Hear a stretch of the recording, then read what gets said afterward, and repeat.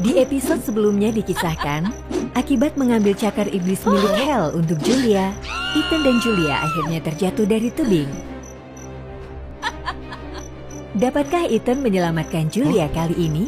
Mari kita ikuti kelanjutan kisahnya bersama Woa Fairy Tales. Beruntung bagi mereka ada cabang-cabang pohon itu. Keduanya jatuh di atas gerobak jerami yang ditumpangi Ethan sebelumnya. Julia dan Ethan selamat di gerobak jerami. Julia takut Dewi Kematian Hel tidak akan mengampuninya. Tapi Ethan meyakinkannya. Apa yang harus kita lakukan? Dia pasti tidak akan mengampuniku. Dewi Kematian Hel akan berpikir bahwa kau pasti mati saat kau jatuh dari tebing yang begitu tinggi. Dia tidak akan mengejarmu lagi. Tapi dia tidak berhenti menyerangku. Dengar, kau adalah orang yang pertama yang akan kuberi ciuman Dewa Kematian. Jadi hanya aku yang bisa mengirim jiwamu melalui gerbang ajaib ke neraka. Dewi Kematian Hel hanya akan mencoba memisahkan jiwamu dari tubuhmu untuk memaksaku menyelesaikan misi itu. Kau menerjang bahaya untuk membantuku memenuhi keinginan terakhirku. Aku sangat berterima kasih untuk itu. Jangan khawatir, mulai sekarang aku berjanji tidak akan berbohong ataupun menipumu. Aku akan menciummu dengan sukarela setelah keinginan terakhirku terpenuhi. Iya. Hei, Julia, kau terluka? Aku akan membalutnya. Dari awal, Ethan tidak menghindari bahaya saat melawan Hel untuk menyelamatkanku. Dia bahkan bersedia membantuku memenuhi keinginan terakhirku. Ethan adalah dewa kematian yang baik. Adapun Hel, seperti dugaan Ethan, dia pergi tanpa memeriksa apakah Julia benar-benar sudah mati atau tidak.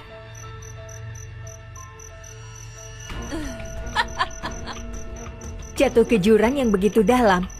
Bagaimana dia bisa bertahan? Ethan, hanya itu yang bisa kubantu. Mengambil jiwanya adalah tugasmu yang tidak bisa aku campuri. Jangan lupa berterima kasih padaku. Kuharap kau bisa menyelesaikan tugasmu. Pagi harinya, Ethan dan Julia sampai di kampung halaman Julia. Julia membawa Ethan ke kuil di mana kematian tidak bisa masuk. Karena Ethan belum pernah mengambil jiwa manusia, dia tidak memiliki kekuatan gelap. Itu sebabnya dia masih dapat masuk ke dalam kuil. Ayo, aku akan membawamu menemui orang yang bertanggung jawab atas kuil ini, dan juga adikku. Di kuil, ada penjaga kuil dan adik Julia.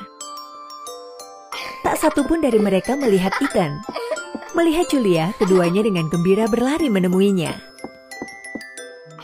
Setelah bertemu dengan mereka, Julia datang kepada Ethan dan bercerita tentang hidupnya. Mendengar cerita Julia, Ethan mengetahui derita Julia. Anak laki-laki yang kau lihat tadi adalah adikku. Orang tuaku sudah meninggal karena aku tidak bisa membesarkannya sendirian. Jadi aku mengirimnya ke kuil ini dan bekerja di kota untuk mendapatkan uang. Setelah aku mengumpulkan cukup banyak uang, aku akan menjemputnya untuk tinggal bersamaku. Ternyata Julia harus bekerja di kedai minum, bermain permainan berisiko untuk mendapatkan uang dengan cepat. Aku akan meninggal. Aku telah memberikan semua uangku pada adikku. Itulah keinginan terakhirku. Itulah yang ingin kutunjukkan padamu. Aku tidak menyangka keinginan terakhir Julia ternyata begitu sederhana. Karena Ethan terus terdiam, Julia menggodanya untuk memecah kesunyian. Kau terlihat sangat tampan. Jika kau bukan dewa kematian, mungkin aku akan menjadi kekasihmu.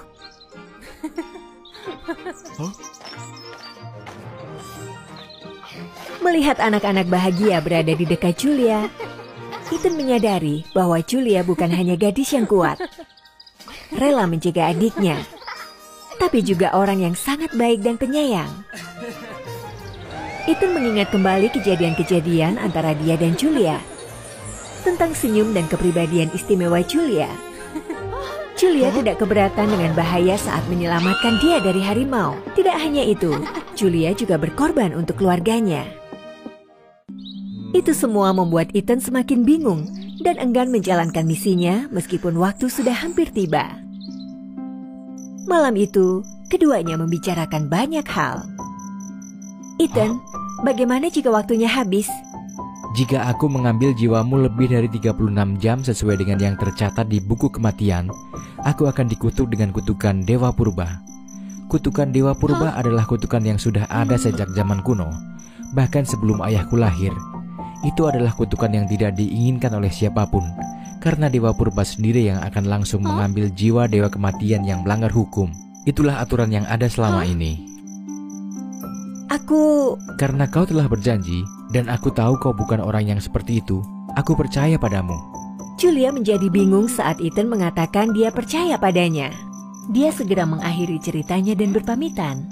Aku mengantuk. Aku akan kembali ke kamarku. Bagaimanapun, ini adalah malam terakhirku di dunia. Saat aku bangun besok pagi, aku akan menciummu seperti yang kujanjikan.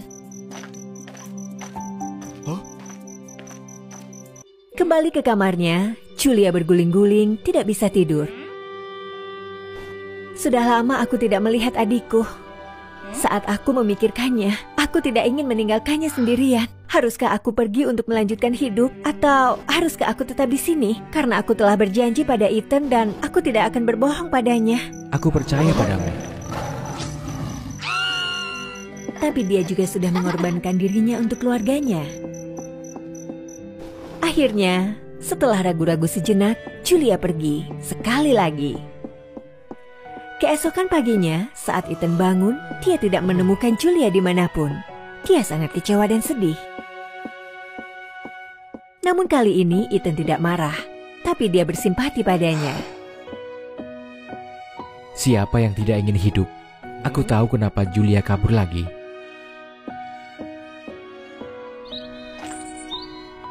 Waktuku hampir habis, aku tidak tahu kemana lagi harus mencarinya.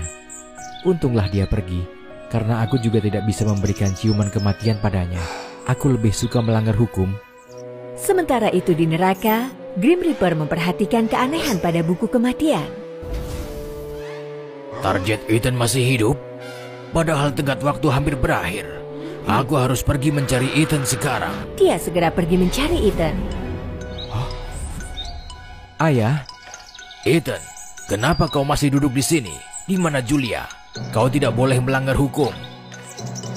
aku tidak bisa memberikan ciuman kematian pada Julia. Ayah, aku tidak bisa. Akhirnya, ketika tenggat waktu hampir berakhir, tiba-tiba dari dalam tanah muncullah rantai gelap yang siap membungkus Ethan. Dan sosok hantu kematian muncul di belakang Ethan. Dialah Dewa Purba. Sudah waktunya untuk pergi, Ethan. Dewa Purba hendak mengambil jiwa Ethan saat Grim Reaper bergegas menahannya. Namun lama-lama, Grim Reaper tak tahan lagi.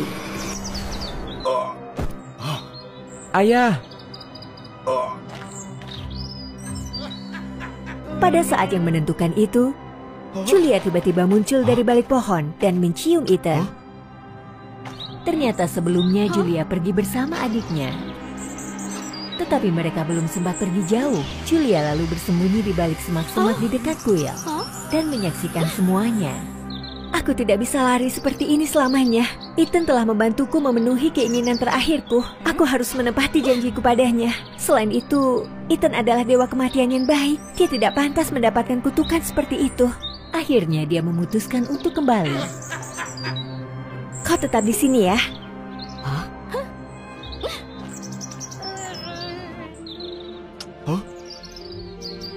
Ciuman Julia mengangkat kutukan Dewa Purba. Tapi bukannya berubah menjadi jiwa. Dari punggung Ethan dan Julia, tiba-tiba tumbuh dua sayap cahaya seperti malaikat. Apa yang terjadi? Bukankah seharusnya tubuhku sudah berubah menjadi jiwa? Ternyata para dewa melihat semua perjalanan Julia dan Ethan. Dewa pun mengangkat kutukan untuk Ethan dan Julia dan mengubah mereka menjadi malaikat. Ethan, Julia, kalian berdua begitu penyayang dan penuh perhatian. Cinta kalian penuh dengan keberanian dan menghangatkan hati. Kalian berdua pantas menjadi malaikat. Ini adalah hadiah bagi kalian. Julia dan Ethan dengan gembira terbang ke langit. Dewa menolong kita, sekarang kita harus pergi.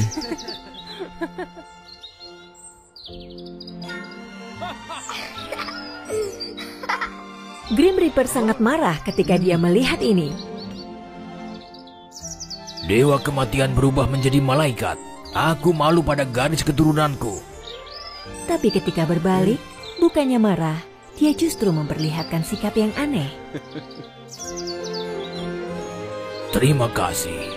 Apa yang membuat Grim Reaper begitu cepat berubah? Mari kita nantikan kelanjutan kisahnya di episode berikutnya bersama Woa Fairy Tales.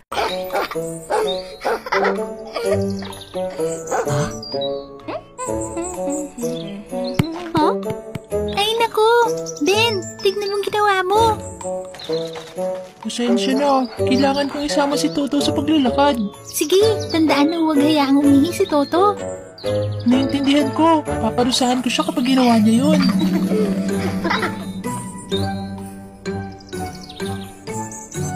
Huh?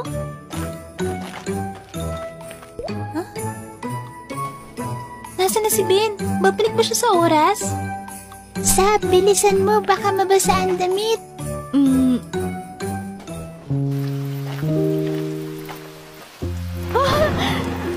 Huli na masyado. Bakit hindi po bumabalik si Ben? Nag-aalala na talaga ako. Huh?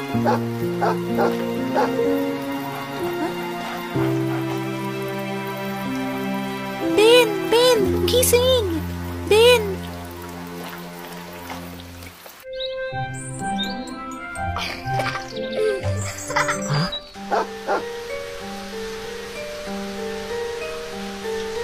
Naku, hindi. Umuulan na.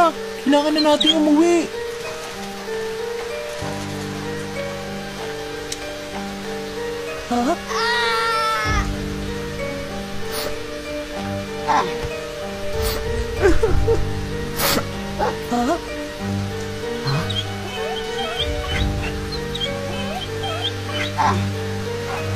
Toto, iuwi mo na ako.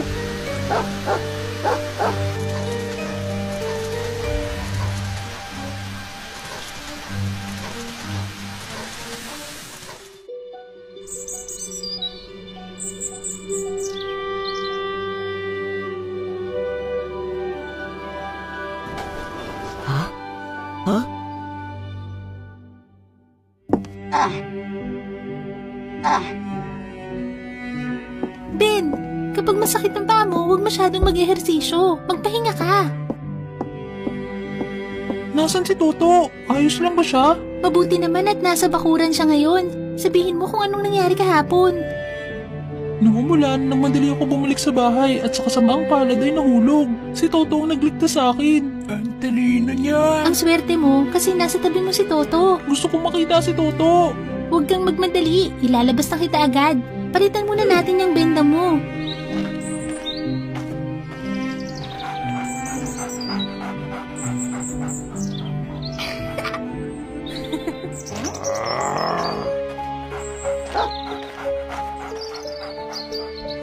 Wala itong naitulong pero mas malaki pa ang halaga nito para sa gamot ng aso. Sayang naman.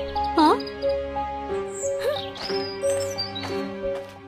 Ben, magdali kang bumalik sa silid at bumalik sa paaralan tulad ng dati kasama ng iyong mga kaibigan. Kaysa manatili ka dito na umiiyak ng ganyan. Kung sa bagay, nailigtas ni Toto ang bata minsan. Ikaw ay... Anong alam mo? Hindi na humihinga si Toto. Sab, iligtas mo si Toto. Baka naghihintay na si Toto na makita kang malusog bago pa siya pumanaw ng mapayapa. Iyak ng iyak. Manahimik ka nga. Huwag kang umiyak. Ayaw din ni Toto na nakikitang umiiyak si Ben.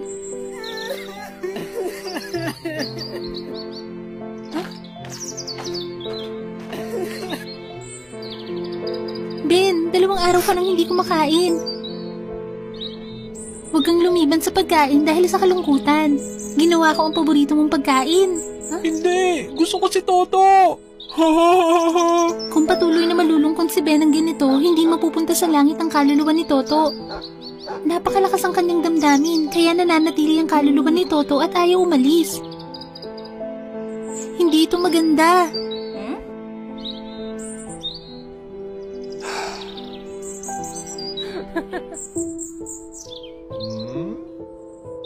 Kailangan mong tulungan siyang malampasan ito. Abala ako. Ayaw mo bang makitang hindi na umiyak ang bata? May paraan ako para makatulong at hindi ka na maabala pa. Sige, ano yun?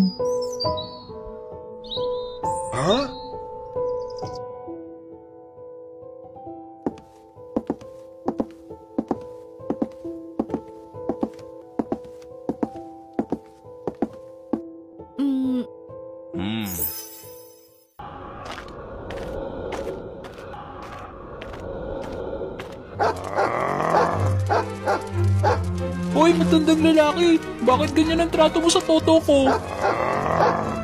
Ako ang demonyo. Ipapadala ko ang kaluluwa ng aso sa impyerno. Bakit? Iniligtas ako ni Toto. Mabuti siyang aso. Dahil pinahihirapan ng aso ang pamilya mo. Dahil sa pag-iyak mo, tumatanggi ang kaluluwa ng aso na mapunta sa langit. Kaya nagkasala siya at kailangan siyang dalhin sa impyerno. Huwag mong kunin si Toto! Ako! Ha? Narinig mo ang kasalanan nito. Sumunod ka sa akin. Huwag mong saktan si Toto! Ako ang may kasalanan! Umalis ka! Siya ang nagiging sanhi ng pagdadalamhati ng mga tao para sa kanya. Ngunit tumatangging muling magkatawang tao. Yun ay hindi ka tanggap-tanggap. Hindi! Magbabago ako! Simula ngayon, hindi na ako malulungkot. Bakit bigla mo ako sinaktan? Simula ngayon magbabago na ako. Magiging matatag akong tao upang maprotektahan ng mahalagang bagay. Ha? Magaling! Patatawarin kita ngayon. Kung magpapakita ka pa ng sakit, hindi ako magdadalawang isip na ilayo siya. Hindi mo pwedeng gawin yun! Napakagaling! Kung si Ben ay nagpapakita ng pagbabago sa sarili, ang kaluluwa ni Toto ay hindi mabibigo ng mga bagay sa lupa. Susunod si Toto sa langit, isang lugar para sa mabuting kaluluwa. Magaling! Mapupunta na si Toto sa langit! Magaling! Toto, hindi ako papayag na may mga api sa'yo.